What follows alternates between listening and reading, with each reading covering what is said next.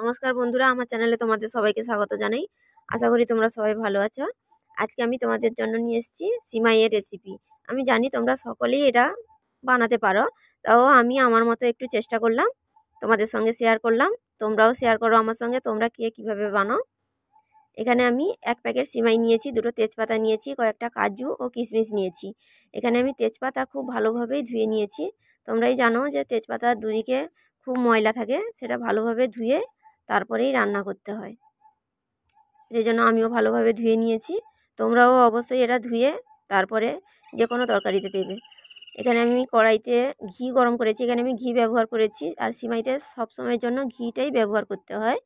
ঘি নিয়েছি, গরম করেছি, তারপরে তার মধ্যে আমি কাজু আর কিশমিশ হালকা করে ভেজে নিচ্ছি। কম আঁচেই ভাজবে, নাহলে এটা পুড়ে যাবে। ভাজা হয়ে গেছে, এটা আমি তুলে রেখে দিলাম। এরপরে আবার কড়াইতে একটু ঘি দিয়ে এখানে আমি সিমাইটাও ভেজে নিচ্ছি। তো সিমাইটা লাল লাল করে ভালোভাবে ভাজতে হয়, নাহলে কিন্তু এটা দুধের মধ্যে যখন ছাড়া হয় এটা কিন্তু দলা পাকিয়ে যায়, এটা ভালো হয় না। সেই জন্য একটু ভালোভাবেই ভাজবে এটা। আমি ভেজে নিচ্ছি। আর তোমরাও কিভাবে তৈরি করো এটা, সেটাও আমার সঙ্গে শেয়ার করো। আমি তো আমার মতো করছি। আর যদি ভালো লাগে প্লিজ তোমরা একটা লাইক কমেন্ট করো, আর তোমাদের বন্ধুদের সঙ্গে এটা শেয়ার করো। আর আমার বানানোর রেসিপিটা কেমন হলো আমাকে প্লিজ কমেন্ট করে জানিও।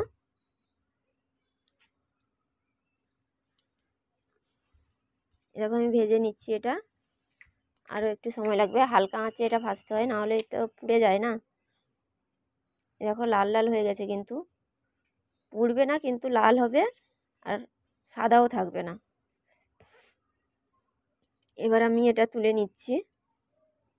দেখো কত সুন্দর দেখতে লাগছে, পুরো লাল লাল করে আমি ভেজে নিয়েছি।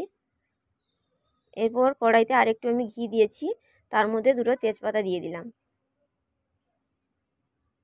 আর এখানে তোমরা এলাচও ব্যবহার করতে পারো, কিন্তু আমার কাছে যেহেতু আজকে এলাচটা নেই সেই জন্য আমি এলাচ দিইনি, কিন্তু এলাচ দিলে তার একটা আলাদা সেন্ট হয়।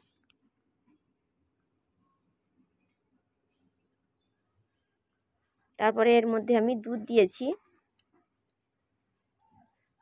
এখানে আমি 200 গ্রাম মতো দুধ দিয়েছি। দুধটা হালকা গরম জল করে, এখানে আমি পাউডার দুধ নিয়েছি, গরম জল করে তার মধ্যে ফিটিয়ে তারপরে এটা দিতে হয়। এই দুধটা ভালোভাবে ফুটে গেলে এরপরে সিমাইটা আমি দিয়ে দিলাম।